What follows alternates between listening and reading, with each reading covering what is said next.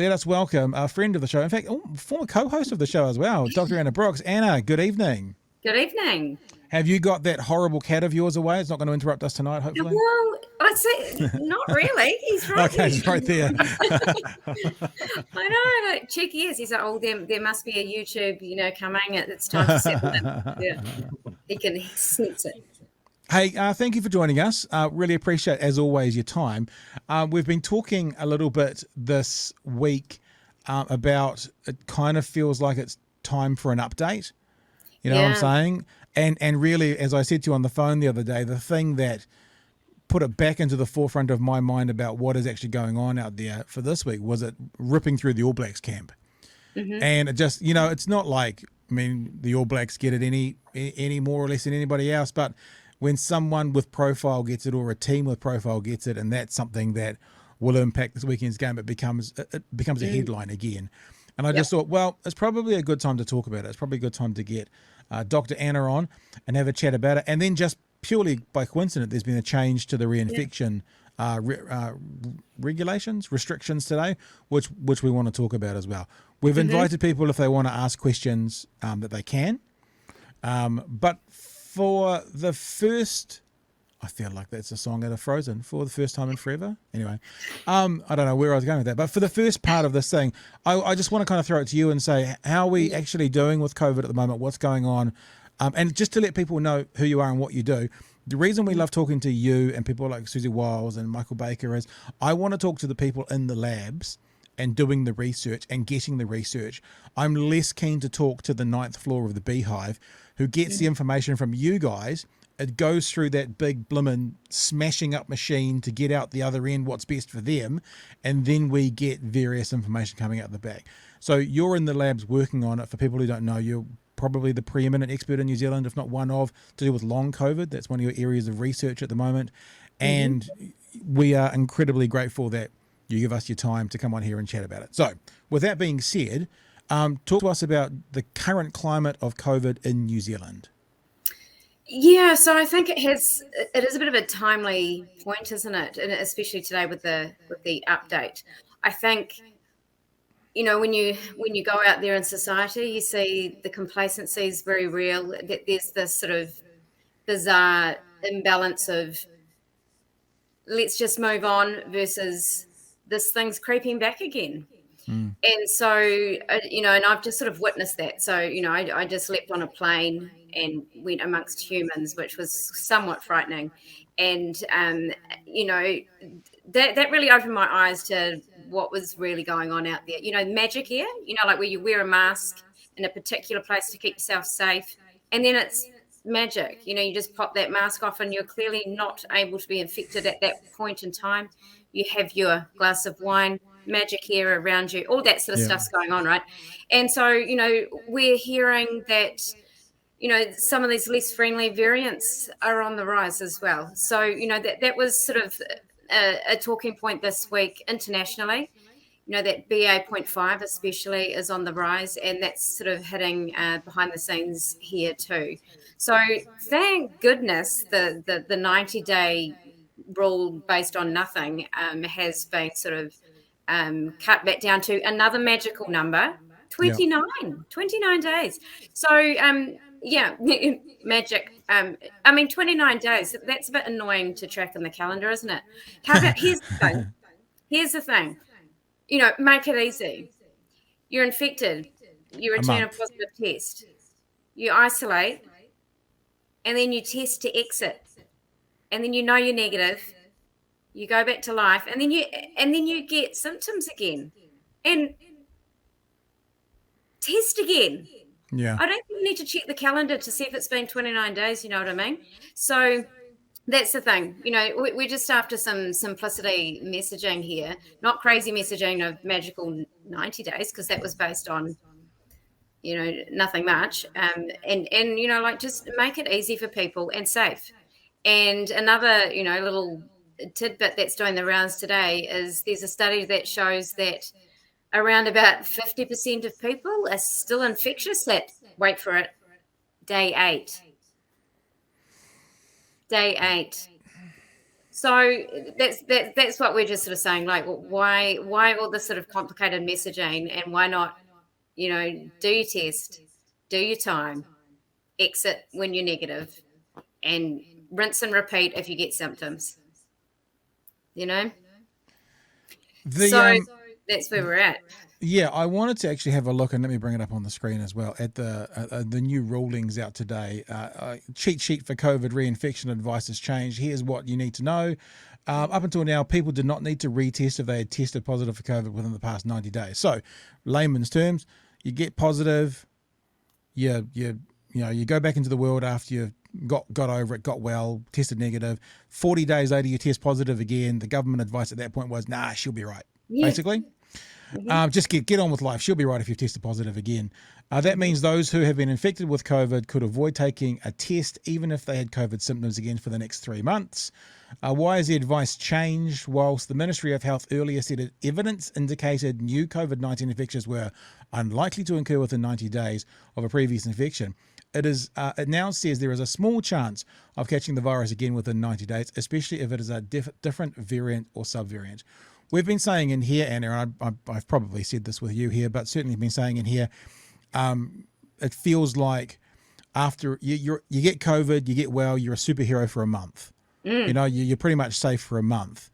And then within the next 2 months, you can get infected again, but it's less likely. And then after 3 months, it's pretty much anybody's game.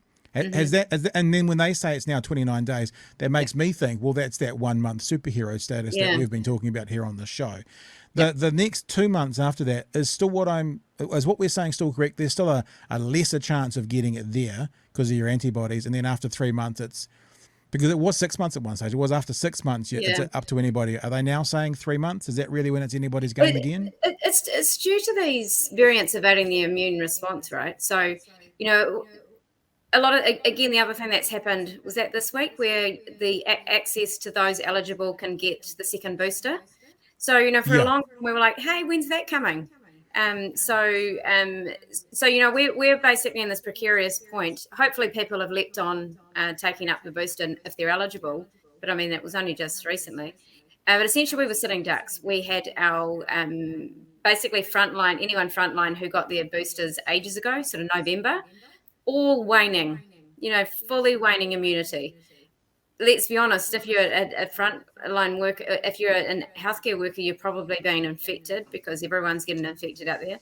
And so maybe you've been boosted by BA.2. BA.2 was one that's been mostly circulating in New Zealand, at least for a good while. So sometimes it's a hangover from other variants where those numbers come from. Like I think, when we had BA.2 and there was nothing else, it was probably unlikely you'd get BA.2 twice, whatever, Right. you're not. Whereas now that we've got 0.4, 0.5, and what I can't keep up, 0.2, 0.2, that the other one. But essentially, those numbers started to change, or the recommendations started to change, because people were getting reinfected. And I think it's actually becoming more common. So as actual data comes out, we follow actual data and then real world. We do both, right? Because we have to see what's happening in the real world. So the data that's come out shows that despite, being fully vaccinated, BA.5, each new variant, it's like it was made perfectly for science, right? Every single variant evades it a little bit more. It's not like a variant comes along, it's like, oh yay, we knocked that one out of the park. Every time there's a new variant, that's how they evolve, right? They're evading our immune response. So each one that evades a little bit more you have the chance of getting infected. The real world part that also comes into play here is that we always have to bring it back to New Zealand as well. How many countries have had this solid BA.2 wave? Yes, we had BA.1, but we've had a really solid go with BA.2. So, once we sort of come, have a good innings of BA.5 giving us a good wave or a good try at it, we'll start to then see, did BA.2 give us any immunity, or did it just come in and nail us again? And we won't really know until that's upon us. And it kind of is upon us. We're seeing those numbers creep up. And in other parts of the world, they're on alert essentially. You're And right. let's not forget, we're kind of, our hospitals are saying, hey, we're stretched, that all of those noises are happening. And, you go out there in the real world and everyone's, bulletproof, right? I've had it. Woo, it's party. That is everywhere. It really is I've had this, so I'm relaxing now. It's no time to relax because reinfections, we don't know who's going to get reinfected. I think, again, with other variants along the way, reinfections may have been, like, even as that article there said, it's a rare chance that you get reinfected. I don't think rare is the term anymore, Yeah. because we just don't have those the immunity barrier that we would like to kick off all of, to kick them out as they come along. Yeah. Yeah, I think we're almost reaching a perfect storm now with like so many different variants, a change in the messaging about what we all need to do, people getting very complacent or just real, thinking, oh, I've had it now, I don't need to worry about it, and very, very short reinfection times. Yeah. How would you put the lid back on this? Well, what we've been saying the whole time is, if we keep protections in place, then we're going to keep back in business, for longer. If we just do this complacency thing, we're going to get a rude awakening, because it's going to hit us like a ton of bricks. So our message has always been, keep the masking up. Yep. Try and not get infected. Keep all those, at least some barriers in place, so that we can extend, get through winter. This winter's going to be just horrid, isn't it? Like, we've already got massive amount of flu around, and we're in the perfect storm like no other country. Other countries are saying, hey guys, it's summer, and why is this happening? Because it's not actually seasonal. It's just that because we are locked up and it's cold and you shut windows and get all cozy, that just creates a great environment to spread. So other countries where it is summer, they are still seeing the uptick of BA.5, but it's us who's got the perfect storm, because we're on that cusp of our, every time we've sort of been hit, we've been almost at perfect immunity, because we've just been smashing up the vaccines, and we're like, we're double vax, we can handle this. And then, okay, we'll get the booster and we can handle this. And now we're like, hang on, quick, we need to top our immunity, because this next one's coming. And then you add on top of that the next one still evades the immune response. Yeah. So it's never perfect. So it is absolutely a perfect storm. So, we're still saying, mask where possible. The air is not magic just because you want to have something to eat in a room. Come on, like, seriously. And it's everywhere. Right? You can't single out any one environment. It's everywhere. It's medical conferences. How many medical conferences, scientists are all going, woo, this is so amazing, we're back in person. Let's COVID. And you're like, really, do you not want to protect your brain in any way, from getting... So yeah, it's everywhere. Complacency is very real. The other key message, I guess, that came out was, we're going to throw lots of masks at schools and use some strong language. Strongly encourage, right? Well, we've done this, Anna. We've been like, I mean, we've done this. It's like principals, and I've said it before and I'll say it again. As soon as a principal says we're going to advise our students to make it because we're not the experts, which is something that I've seen in writing, then what they're doing is making the 12-year-old the expert, and they're making the 12-year-old responsible for a public health, decision, and it's ludicrous. We said that on this show from day bloody dot, didn't we? Yeah. There's no appetite for mandates. It's loud and clear. We've heard that over and over. There's no appetite for mandates. So let's throw a few of these out, comments that are coming in. Kim, this is more just a comment. I thought I was going to have a mild case of COVID. I spent a week in bed, 3 weeks in, and I'm still so exhausted. So there's your long COVID situation that Anna will know about. Anna, are you still taking people in? You still want to hear from people that are suffering? Are you guys still working on that? And that's the thing, that the long COVID scene, or even the long tail. Not everyone who who sort of suffers for a few weeks or a few months is going to be, long-term long COVID. But a lot of people do have that long tail. You might have to have a month off work, that kind of thing. No. And the inequities in healthcare are rife. We have such a mixed bag going on. We have people saying, my GP is amazing, and then another one saying, my GP won't listen. So, and that's where it's really, really tough. It's inequities. It's a postcode lottery as to whether you'll be, get healthcare. But it's not just that. Our health system is already under pressure from acute care. All the things that we keep saying we need to protect our system. Like, arguably, if you've got long COVID, you don't know whether your symptoms are urgent or not. And we will always say, shortness of breath, stabbing, chest pains, all those things you should see your doctor. But are we going to be able to, cope with such numbers? And that's what this is all about, right? People do sort of think, oh, look, you still hear people say, oh, I just want it over with. And you're like, or you won't get over it. You don't know. And or you may have had it once and you might get the next variant and then it kicks your butt. So it's the same messaging, and I think it's just going to get harder and harder. Like, it's going to get harder and harder to keep masking and all of the rest of it. If everyone's like, nah, can't be bothered, magic air. Magic is everywhere. I did see a meme the other day that was just like, if you're sitting down at a restaurant, you avoid COVID because it comes in above where you're sitting. Yes, it does. You pop your mask on to walk to your table, and then poof, magic air. Yeah. It's the same with offices. My favorite, because I work in retail and I'm often sitting across from a desk from someone, is they fumble with their mask when they come in the shop. Oh, I just put my mask on. Okay, cool. Come up to me, sit down, and then pull down their mask to talk to me. And it's the most infuriating thing in the world. Yeah. And I was sitting on the plane yesterday, and in my mind, I wrote this quote to someone that sort of said, the New Zealand government and Air New Zealand, you basically have to wear a mask on this plane, except for me, that I will remove my mask to talk to you through this thing, because I cannot spread COVID while I speak here, and then I'll pop my mask back on afterwards. But you wear yours. Thanks for flying in New Zealand. I like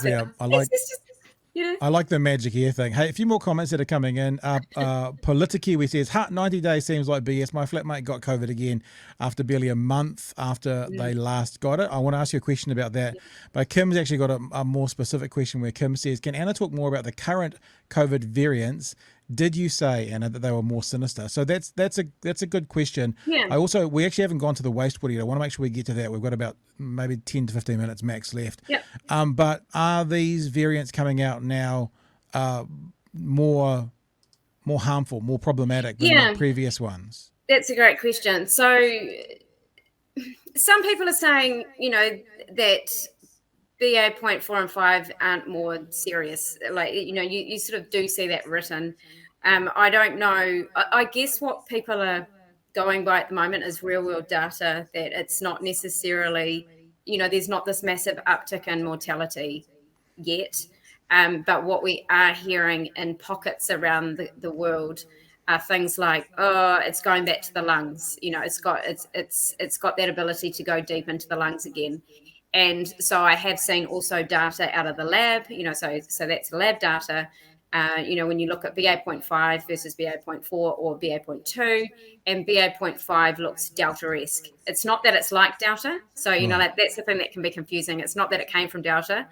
It's just that it could be using the receptors like Delta did, and therefore it could cause more of the lung issues, basically the intubations and things. So, and on one hand, people are suggesting it could be worse. On another hand, people are saying it's no worse. And remember, this thing's been circulating here for a good month. It's not like, that we're hearing those sorts of things yet.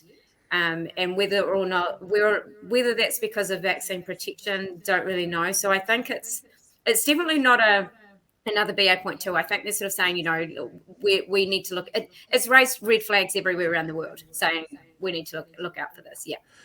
Out of interest, and this references back to the comment that was made about getting it after a month. What's the shortest gap that you've heard of someone getting it twice? It's about, I think it's about 3 weeks. So wow. So what I gather, like, so if I was the ministry and why I would have come up with these numbers, I probably, well, no, I don't even know if I can surmise that. I think where this probably came from was the fact that you can, the PCR tests are so sensitive that you can pick up RNA months down the track. And then that got blurred with, the rapid antigen tests, which, you don't necessarily keep picking it up. It's not to say that someone doesn't have the virus up their nostrils for longer or whatever. And in fact, the other scenario that's happening, and again, this is, you don't hear about this much here, but I've also heard of people going on Paxlovid, going on antivirals, and you're good and well, and then you pop back positive again. So those sorts of things do happen. But I think instead of being overcautious and turning positive and thinking you're infectious, we went the opposite. Like, you sure be right. Just take 7 days and get back out there. So the scenario of things like long COVID, there's an absolute real possibility that you still do have virus kicking around, and quite often people are still feeling rubbish, right? Like with long COVID, you don't just sort of go, "Woo, I'm fine," and then smack it hits you, although that can happen. But essentially, if you do still have a rough time, you still haven't really recovered, it could be because you've still got virus. And that's probably the gray area, because, you might not be infectious. So that's still the golden rule, generally speaking, is that, track it till it peters off and all the rest of it. But absolutely, people are getting reinfected. And I think on the whole, it's not generally someone who's long COVID-y and then they're just going, oh my God, I'm reinfected. That's just not what's happening. This is where people who are sort of saying I'm reinfected know that they got it, kicked their butt, they recovered, they went back out in the world, and they're like, oh my God, here's my snotty nose, my headaches, and I'm back in bed again. Right. Like it doesn't seem to be like a long COVID-y relapse, if you like. Okay. I think, like you just don't sort of seem to hear a confusion between what might be long COVID and what's a reinfection. It just seems to be a bit more clear cut than that. Some people often report that second infection kicks them harder. And here's another anecdote. Some people were like, "Woo, I'm Superman. My partner had it. It was in the house. Yeah, I nailed it. I'm that person. Yeah, didn't get it. A month later, 6 weeks later, got it. Their turn. So all of these things are happening because are you saying it could have been dormant or something, or they no. didn't get, or they just didn't get it, and then later they got a nut from somewhere else? I gotcha. Okay. Yeah. So because you could feel like you're Superman, like like, oh yeah, nailed it. My partner was wiped out. I didn't isolate. The virus was everywhere, and I didn't catch it. And then 6 weeks later, boom. Whatever variants circulating now get infected, because that's another thing that people do get complacent about, sort of like, oh, I avoided it, like as in it didn't happen to me, so I'm fine. That's another thing to not be complacent about. You also see that Superman thing out there as well. I was in 2 locations today. Both were to do with getting parts for my car, so kind of blokey kind of places to go. Not a single staff member going face to face with the audience in either location having a mask on. Not a single one. I had mine on, and I'm just like, you be you, boo. But I was like, just this is what they're doing. I see you're about to jump into, but before you do, Lady Power says over 50% of my team have had it despite working from home mostly. All of us have young kids. So yeah, I think the other thing about this that's good to mention is it's still out there, people are getting complacent, but if you are getting complacent, it's like if tomorrow's the day you decide to drive with no seatbelt on, tomorrow might be the one day of the last 10 years you have the accident and donkey head in the wheel. And it's not that it's still out there, it's ramping up. It was petering down, and it's now it's ramping up, because when a new variant that can evade your immune system comes along, and most of us are sitting out there at the lowest point of our immunity, those of us that have avoided it so far, we're like, oh my God, bring on the next booster, because we're at the most vulnerable point, right? Yeah. So, so we're all, and the more complacent people are around us, the harder it is going to be to avoid it, right? Because, it's difficult. And it comes down to that again of it's so incredibly difficult being a vulnerable person and knowing that you can't do anything now because, there's magical air everywhere you go when someone, sits down and takes their mask off. It's just, it's tough. It's really, really tough. And so, it is out there. And the other stories you're hearing are people who have been safe, or avoiding it for years. And some of the harder hit countries where, all protections are gone and they can't even avoid it. And, in a great fitting N95 mask, it's just a thug of, virus. And we've got influenza, RSV, you name it. And the data that was getting tracked in our hospitals was, that influenza is causing hospitalization. So, that thing's kicking people's butts too. So, the message is clear. Go and get all your vaccines or get up to date. If get number 1, number 2, number 3, whichever stage you're at. That's another thing people get complacent about. Wow, I got Omicron when I was double vaxxed. Do I even need the booster? Yes. Omicron is rubbish at giving you it boosts you, but if you got Omicron and you recovered fine and all the rest of it, then you've got a booster up your sleeve that no one else has. At your 3-month point, go out there and get boosted, and then you'll be, in a good position. So it's just essentially use all your tools you can to not get infected. And also take up, the influenza vaccinations as well, because that thing seems to be kicking people's butts. Yeah. Well, with all of our protections last year, it was almost like that was the year that no one got the flu as well, because everybody was at home and really diligently masking. So if we're going to get hit with the flu this year, you could stand to reason that it's twice as bad. I'm also noticing... It had to come on airplanes, though. Sorry? It had to come across our border. Yeah. So it caught it, in the hand luggage. Well, I've always said if we can keep the Australians out, that's half the battle. I know, right? Every time we let the Australians in, boom. That's so. I mean, everyone remembers how hard RSV hit last winter, and we're all going, we're not going to cope if this is RSV and COVID. So that was the Australians bringing that in, and now we're going to get them all. So we've got a massive amount of flu, COVID. Yeah. Hey, we've got a couple other things to wrap up with. Chewy, you do what you want to do now. Then I've got one question from a person watching and one thing we want to touch on with wastewater just before we go to Byron. I'm just noticing, like, every time we've had like a proper name like Omicron, then that gets a lot of attention, and you're like, Omicron, nothing. Here's a string of numbers that we should be terrified of. Is that a thing? Do we need to put a scarier name on it, or? Well, we sort of joke that they're all going to be called Omicron because then, that politically it's the same virus, isn't it? Ah, yeah. You know what I mean? Yeah. Like, some people are like, this thing's nothing. Like BA.1 and .2 were quite dramatically different. And I think that's, 0.1 is what told the world it's mild, everyone just get over off ramp, let's forget about this. And BA.2 was quite different.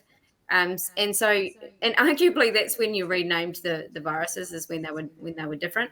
And the key difference, there was a massive difference between Delta and Omicron, because Omicron didn't need a particular receptor anymore to infect.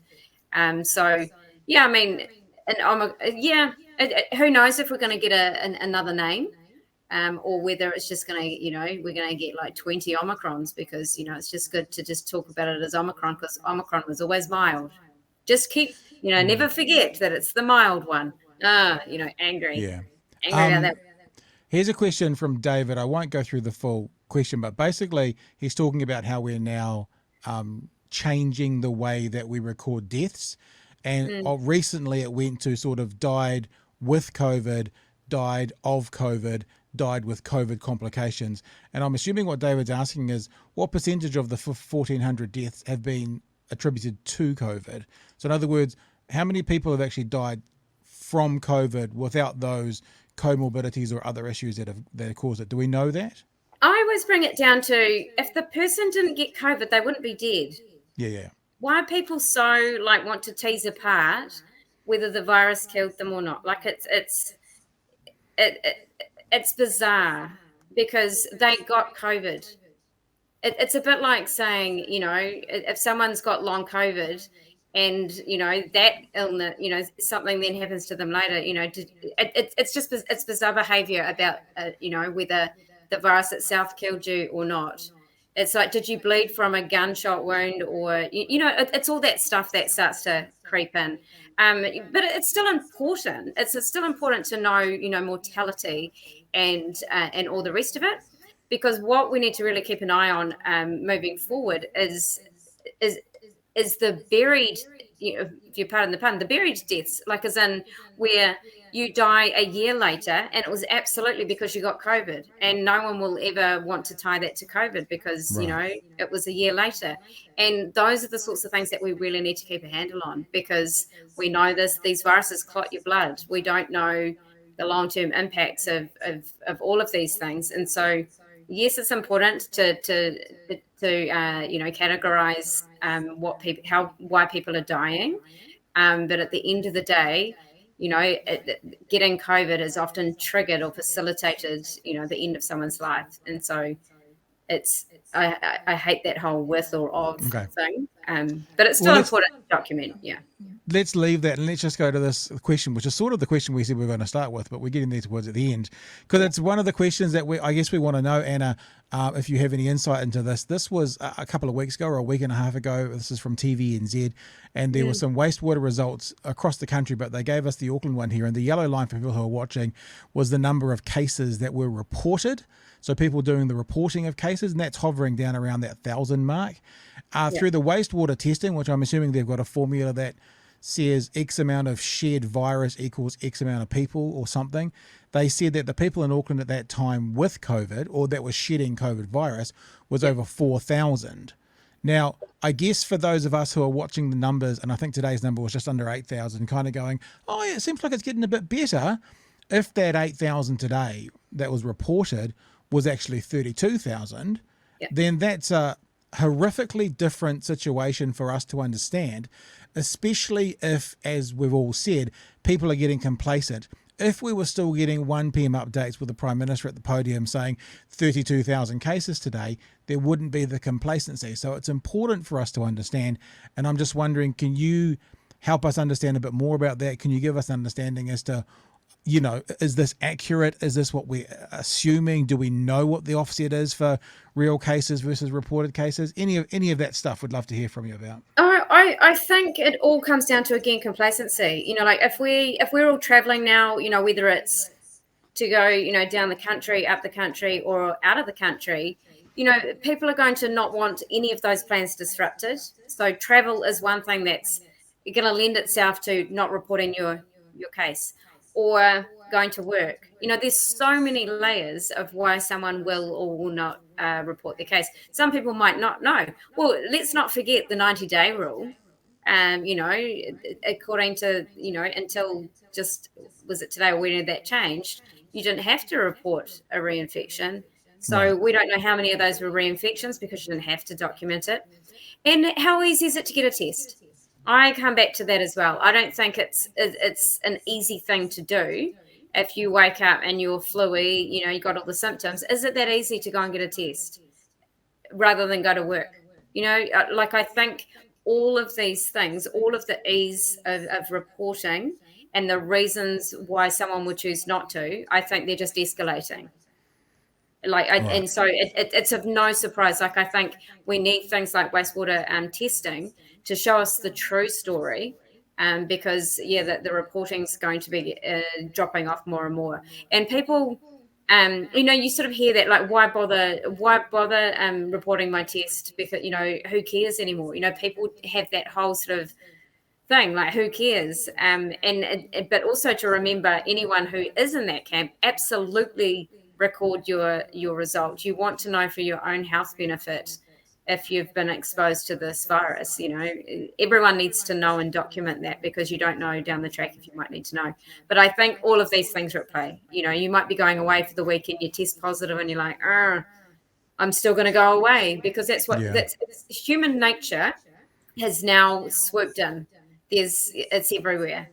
So yeah, and I've heard the odd story told to me, you know, someone in Australia, they might test positive and they need to come home, you know, like, and it's, yeah, I think there's just tons of reasons to either not report or just complacency, like, who cares anymore? So yeah, so we do need that wastewater management. But does anyone listen to the 1 o'clock updates? Like, I would argue, you know, all of that, like, you know, is any of this messaging getting through anyway? Like, so, you know, it's kind of like the ship sailed. From the University of Auckland, Dr. Anna Brooks. Anna, thanks so much for joining us again. We always love having you on. And there are more questions and comments that we can get to. It's always going to be the case. We'll have to do another Friday night special one day coming up soon and let people go mad on their questions. But appreciate you coming on. Really, thank you for giving us some time. And you can go and feed that cat now. Is that what you need to do? Something like that? Yeah, he didn't even interrupt. No, I said Chewy's dog got up there for a while, so it's my dog's not downstairs in my studio. I'm the one that feels a bit left out. Hey, but thanks, Anna. Really appreciate your time, and we'll talk to you soon. Cool. Thanks, Anna. Catch you.